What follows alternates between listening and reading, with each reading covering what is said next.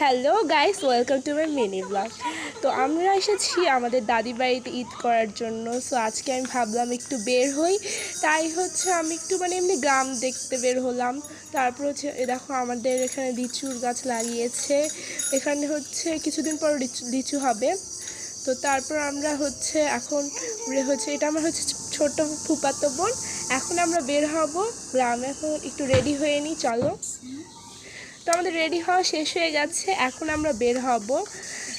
এই যে আমি হচ্ছে এখন আমরা এই রাস্তা দিয়ে হাঁটতে হাঁটতে যাবো, দেখি কই যাওয়া যায়। তারপর আমরা এদিক দিয়ে হাঁটতেছি, এখন দেখি কোথায় যাওয়া যায়।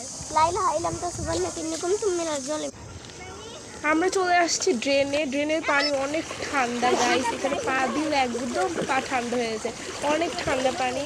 তাই হচ্ছে আমরা এদিক দিয়ে একটু হাঁটতেছিলাম।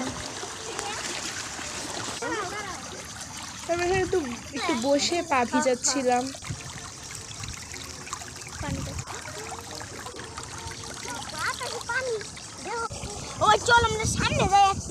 আকাশ পুরো কালো করে আসছিল। তারপর আমরা টাকা নিয়ে গেছিলাম, চকলেট কিনেছিলাম। তারপর আবার ট্রেনে এসে আমরা আবার চকলেট খাওয়া শুরু করলাম।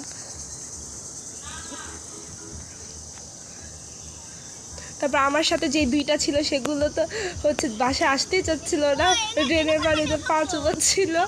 কিন্তু আমি বলছি তাড়াতাড়ি চলে, দেখো এরা কাণ্ড দেখো কী করে। একবার পানির মধ্যে পা চুবে আবার উঠায়, আবার পানিতে যায়।